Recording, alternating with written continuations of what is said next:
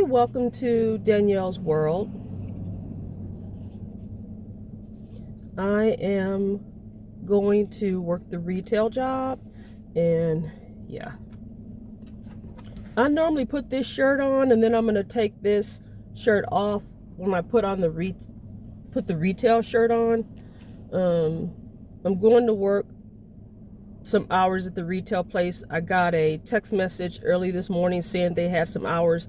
I think they weren't sure that they were going to have the hours, so I appreciate that. Yeah, I'll go over there and go work those hours. I'm on a skin journey right now, so thanks for your understanding. I'm doing the skincare treatment, so there is a little bit of hyperpigmentation there while it's healing up. It is getting better, but you can visibly see it. So when you're doing content and you have something on your face, it could potentially make one self-conscious, but I am moving confidently. I'm currently working a public health contract job, a retail job, and a hospital job, teaching CPR. Retail job, I pretty much work the retail job, and I take items out of boxes and put them on shelves. It is pretty easy, and for me it's therapeutic. I know it sounds strange, but it's something about getting things out of boxes and making things look real neat and straight. And someone may say, oh, why would you do that? It doesn't pay a lot of money. The contract job pays a lot of money. Okay? The contract job pays quite well. The contract job, the hourly rate is comparable to the hourly rate I had when I was working as a nurse consultant. It might even be more.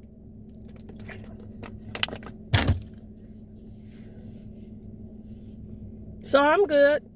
I'm on survivor benefits. I can only make so much money on survivor benefits until I am full Social Security age, Social Security retirement age, and I'm on survivor benefits. I'm postponing taking my own Social Security benefits, and also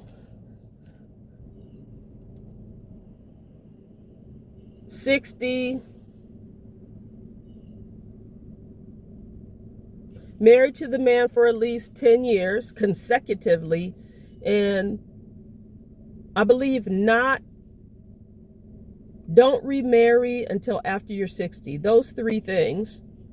This is something that happened with the survivor benefits. It was a huge blessing. I thought I was going to get something, but after they signed that repeal on the government pension offset, so yeah, that's why I'm not doing anything where I make a whole lot of money, because what will happen is if you make too much money, for every extra $2 you make, you have to pay back $1. So it's a good possibility I may go over the limit, but I want to do damage control.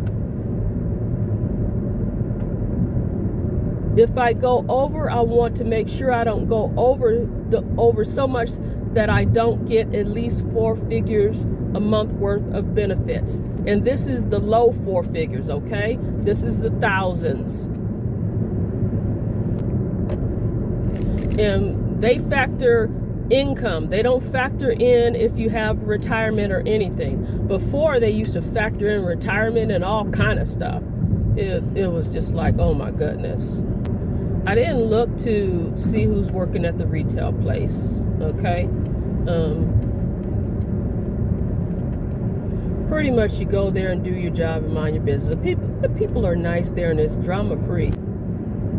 All my monthly expenses have pretty much gone through the middle of April, so my next set of bills is going to be the end of April through the 10th of May.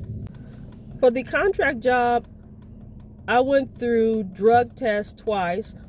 I went through 2 background checks, one for the contract place, one for the agency. Already set the drug test. And then the contract place, they ran a credit report on me. They're like, you have to consent to a credit report too. And I was thinking, why are they, I mean, I kind of knew why they were asking for the credit report. I knew they just wanted to see if bad credit, potential financial problems, you might be dealing with expensive items, okay? But I understand now more why they do the background check, because the timesheet is electronic. You're not going to the job and signing in and out, okay? So therefore, you need someone that's honest. Now I really understand why they're doing the credit report. It's Thursday. I'm going to be working at the hospital teaching an infant CPR class. The difference in the public health job and the K through 12 job, the experience is day and night. I actually have people emailing me and checking in on me, asking me, did you get your equipment yet, your technology? Okay, let's go over the schedule. They don't do mileage, so they have a state car, time card. I learned that before I submit my time, I have to download a copy. I know that now. I went back and looked at the instructions, and I saw this button to click to turn it into a PDF.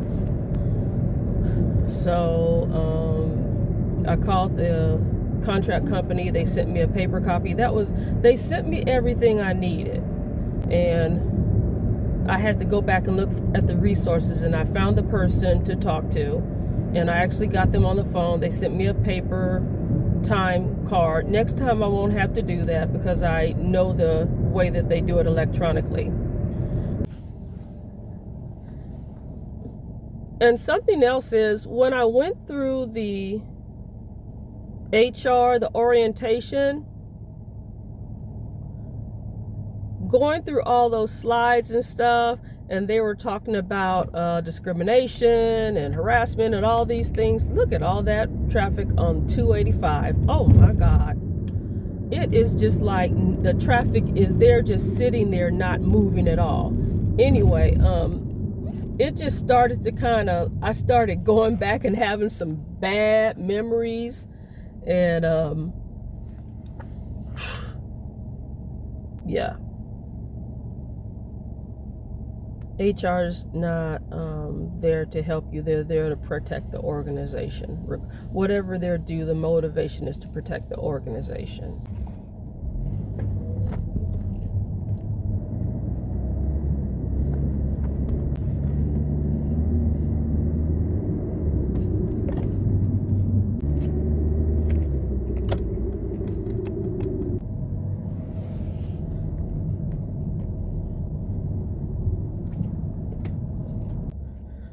One thing I noticed about my skin is some of the things that have happened to it. I was reading about changes in the skin related to menopause.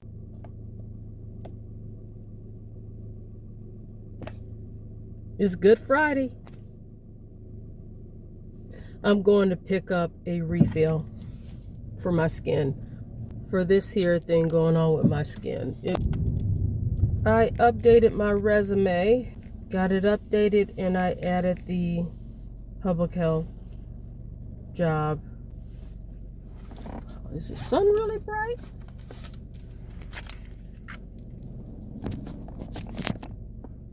Yep, the sun is really bright. Don't really have plans today. I might be going to the zoo tomorrow. I just want to make sure, check with my son. My daughter-in-law invited me, but I just want to make sure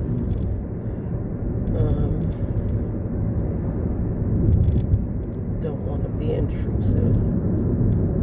Try and let them have their family time.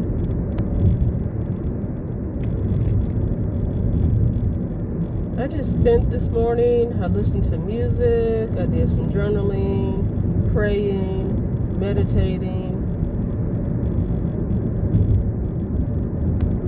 Made some music playlists. I'm grateful for the semi-retirement career pivot, the places I'm working right now. I mean, including the retail place, the hospital job, the public health. They're jobs I wouldn't mind doing until I was at the point when I fully retired. I bought 3 pair of jeans. And I bought one of them straight leg. They fit a little bit too loose, but I'm gonna wear them at the retail job, and I'm gonna get myself a belt. I'm not gonna get an expensive one, just one I could wear with the pants. It's okay now, but I found myself pulling up my pants a little bit. So, but I bought the same size in a skinny jean, and it is just fine. It's loose at the top, but it fitted at the leg. So I would say that it's okay, but the main thing is it's petite. It's for women that are shorter. I pulled out my size 10. I call them the quarantine jeans. The jeans that I could fit before we went into the public health event in 2020.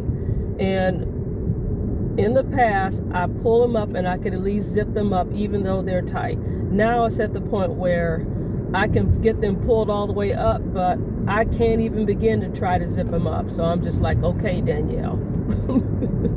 But they are a skinny jean. But when I tell you, the two sides can't even meet together. I mean, at least like in 2022, I could at least get them to zip up and everything. They were too tight to wear out. But I'm just like, oh no. I said, let me just get myself all the way together. And it was like, man.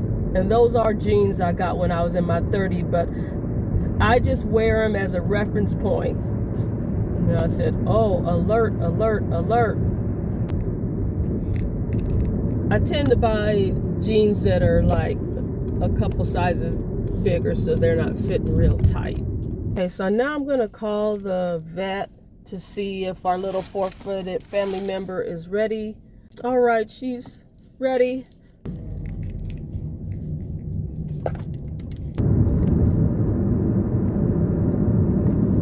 She's probably been ready for a little while. All right. Just covering up. Just protect her identity. Yeah, you see her little thing? This is my little 4-footed friend. She was a gift to my daughter when she graduated. She got her grooming. Yeah, you got your grooming and your vaccine.